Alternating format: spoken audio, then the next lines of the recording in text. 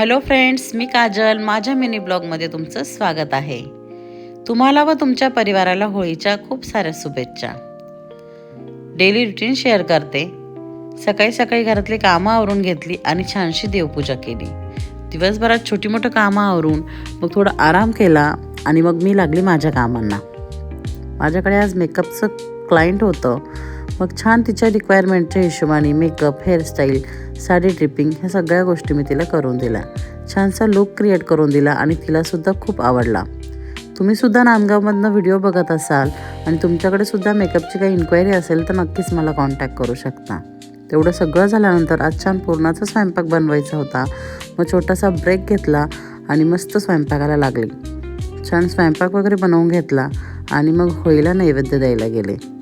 होळीचा नैवेद्य देऊन आले आणि त्यानंतर छान जेवण केले. असा होता माझा आजचा दिवस. भेटूया उद्या.